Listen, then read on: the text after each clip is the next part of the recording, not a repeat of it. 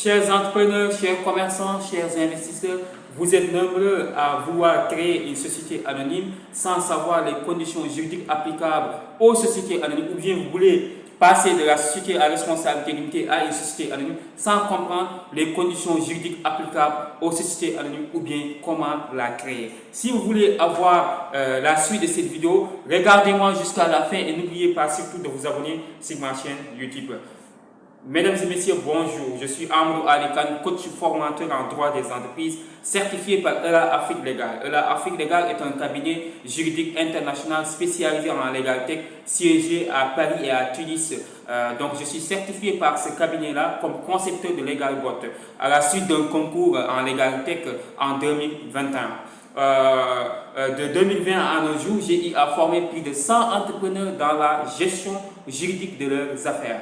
Et jusqu'à aujourd'hui, je continue à former des entrepreneurs dans la gestion juridique de leurs affaires. J'ai été consultant dans plusieurs domaines d'entrepreneuriat. J'ai travaillé avec Azerty Informatique en collaboration avec Guise Coopération Allemande comme consultant, où j'ai eu l'opportunité aussi de former plus de 200 entrepreneurs. Aujourd'hui, on va voir comment créer une société anonyme. Quelles sont les conditions juridiques de la création d'une société anonyme? C'est très important de le savoir. Parce que vous êtes nombreux à vouloir passer de la SARL à une société anonyme, ou bien vous voulez tout simplement créer une société anonyme. C'est très important de comprendre toutes les conditions juridiques de la création d'une société anonyme. Ce qu'il faut savoir d'abord, une société anonyme est une société d'action. Là-bas, ce sont les actionnaires qui agissent. Contrairement à une société à responsabilité limitée, là-bas, c'est une société où il y a des associés. Alors que dans une société anonyme, on parle de société d'action. Ce sont des actionnaires qui agissent. Et dans le cadre d'une société anonyme, donc il faut respecter les conditions générales de la création d'une société commerciale. Comme vous le savez, dans n'importe quel type de société commerciale, il faut un statut social. Dans ce statut social, il faut respecter le consentement des parties, la capacité, ce qu'on appelle l'objet social, c'est quoi va porter l'activité commerciale, l'activité de la société commerciale. Donc la cause, pourquoi vous avez voulu créer cette société commerciale anonyme. Donc il y a toutes ces conditions-là qu'il faut respecter dans un statut social. Et le statut social doit être authentifié par un acte notarié.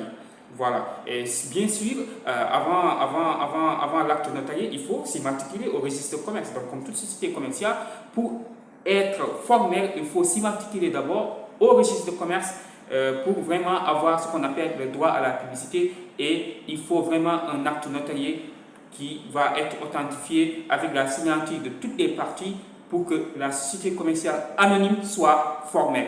Et le capital social d'une société anonyme est fixé à 10 millions de francs CFA. Donc, contrairement à une société à responsabilité limitée, à 1 million de francs CFA seulement, vous pouvez la créer. Dans une société anonyme, le capital social est fixé à 10 millions de francs CFA.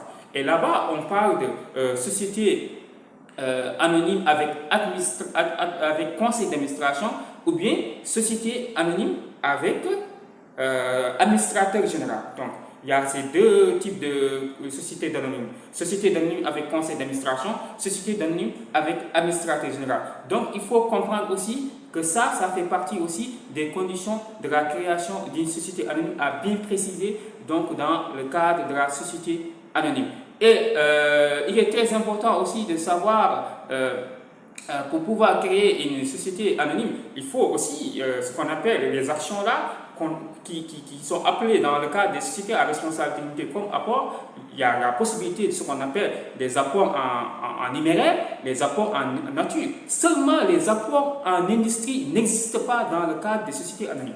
Donc il n'y a pas d'apport en industrie dans une société anonyme. Donc il n'y a que les apports en nature et les apports en numéraire. Et dans une société anonyme, les apports en numéraire, les apports en nature sont évaluables obligatoirement. Donc tous les apports en nature sont évaluables obligatoirement. Ça aussi, il est très important de le savoir. Si vous voulez avoir d'autres vidéos sur les conditions générales de la création de toute société commerciale, Abonnez-vous sur ma chaîne YouTube et contactez-moi au 77 290 28 31 pour être formé en ligne sur toutes les conditions juridiques de la création des sociétés commerciales, que ce soit un GIE, que ce soit n'importe quel type de société commerciale. Et je vous donne rendez-vous à la prochaine. Merci, au revoir.